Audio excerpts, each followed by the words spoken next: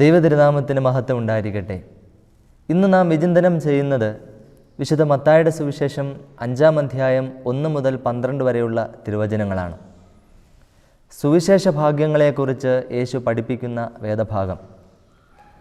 ആത്മാവിൽ ദരിദ്രരായിക്കൊണ്ട് സ്വർഗത്തെ അവകാശമാക്കുവാനും ശാന്തശീലരായിരുന്നുകൊണ്ട് ഭൂമി അവകാശമാക്കുവാനും അവിടുന്ന് നമ്മെ പഠിപ്പിക്കുന്നു. ദൈവപുത്രരായിരിക്കുവാനും ദൈവത്തെ കാണുവാനും അവിടുന്ന് നമ്മെ ആഹ്വാനം ചെയ്യുകയും ചെയ്യുന്നു. യേശുവിൻ്റെ പഠിപ്പിക്കലുകളുടെയും പ്രബോധനങ്ങളുടെയും മർമ്മപ്രധാനമായ ഭാഗമാണ് ഈ സൗഭാഗ്യങ്ങൾ.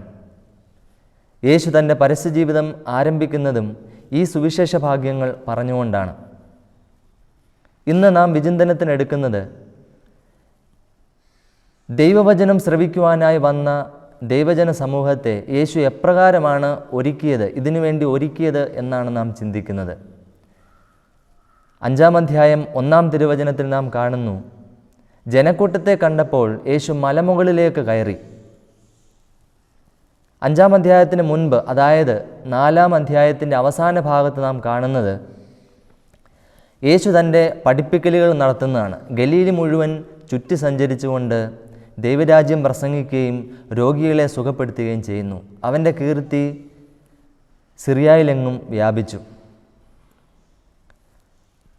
ഇത് കേട്ട യേശുവിനെ അനുഗമിക്കുവാനും യേശുവിൻ്റെ അത്ഭുത പ്രവൃത്തികൾ കാണുവാനും വിവിധ സ്ഥലങ്ങളിൽ നിന്ന് അനേകം ആളുകൾ, ജനസമൂഹങ്ങൾ ഒഴുകിക്കൊണ്ടിരുന്നു.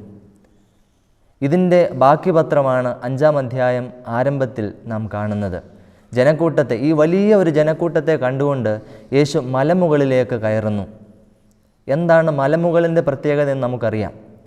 വിശുദ്ധ ബൈബിൾ പരിശോധിക്കുമ്പോൾ പഴയ നിയമത്തിലും അതുപോലെ പുതിയ നിയമത്തിലും മലമുകൾ അല്ലെങ്കിൽ പർവ്വതങ്ങൾ എന്നത് ദൈവിക ഇടപെടലിൻ്റെ ഒരു ഇടമാണ്. ദൈവത്തെ കണ്ടുമുട്ടുന്ന ഒരിടമാണ്. ദൈവത്തെ കേൾക്കുന്ന ഇടമാണ്. പഴയ നിയമത്തിലേക്ക് കടന്നു ചെല്ലുമ്പോൾ നമ്മുടെ പൂർവ്വപിതാക്കന്മാരും പ്രവാചകന്മാരും ഒക്കെ ദൈവത്തെ കണ്ടുമുട്ടിയ ഇടങ്ങളാണ് മലമുകൾ എന്നത്. സ്വർഗത്തോട് ചേർന്ന് നിൽക്കുന്ന ഭൂമിയിലെ ഏറ്റവും ഉയർന്ന സ്ഥലമാണ് മലമുകൾ അല്ലെങ്കിൽ പർവ്വതങ്ങൾ എന്ന് പറയുന്നത്. അബ്രഹാം തൻ്റെ ഏകജാതനായ ഇസഹാക്കിനെ ബലി കഴിക്കുന്നതിന് വേണ്ടി മോറിയ മലയിലേക്ക് പോയപ്പോൾ കർത്താവിൻ്റെ ദൂതൻ ഇടപെടുന്ന അനുഭവം നമുക്കറിയാം. അതുപോലെ മോശ സീനായ് മലയിൽ വെച്ച് ദൈവിക കൽപ്പനകൾ സ്വീകരിച്ചതും നമുക്കറിയാവുന്നതാണ്. ദൈവത്തിൻ്റെ ഇടപെടലുകൾ ഇതുപോലെ നമ്മുടെ പൂർവ്വപിതാക്കന്മാർക്കും പ്രവാചകന്മാർക്കും അനേകം പ്രാവശ്യം ഉണ്ടായിട്ടുണ്ട്. പുതിയ നിയമത്തിലേക്ക് കടന്നു വരുമ്പോൾ യേശുവിൻ്റെ ജീവിതത്തിലും ഇപ്രകാരം അനേകം അനുഭവങ്ങൾ അല്ലെങ്കിൽ യേശു പല പ്രാവശ്യം മലമുകളിലേക്ക് പോകുന്നതായി നമുക്ക് കാണുവാൻ സാധിക്കും. മലമുകളിലായിരുന്നുകൊണ്ട് അവിടുന്ന് ദൈവത്തോട് സംസാരിക്കുന്നു.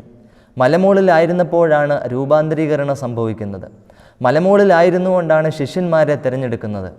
തൻ്റെ പരസ്യ ജീവിതത്തിൻ്റെ അവസാന കാലത്ത് മനുഷ്യവർഗത്തിൻ്റെ പാപപരിഹാരത്തിനായി കുരിശുമരണം വഹിച്ചതും കാൽവരി മലയുടെ മുകളിലാണ്. ഇതൊക്കെ നമുക്ക് കാണിച്ചു തരുന്നത് ഒരു ദൈവീക അനുഭവം മലമുകളിൽ വെച്ച് നമുക്കുണ്ടാകുന്നു.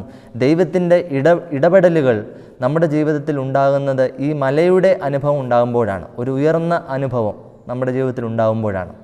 ഇതുതന്നെയാണ് ഇവിടെയും കാണുക. ദൈവവചനം പ്രതീക്ഷിച്ചുകൊണ്ട് യേശുവിൻ്റെ അടുത്തേക്ക് വന്ന ജനസമൂഹത്തെ അവിടുന്ന് മലമുകളിലേക്ക് കൂട്ടിക്കൊണ്ടുപോകുന്നു. ദൈവിക ഇടപെടൽ ഉണ്ടാകുന്നതിന് വേണ്ടി, ദൈവിക സാന്നിധ്യം ഉണ്ടാകുന്നതിന് വേണ്ടി മലമുകളിലേക്ക് കൂട്ടിക്കൊണ്ടുപോകുന്ന യേശുവിനെ നമുക്ക് കാണുവാൻ സാധിക്കും.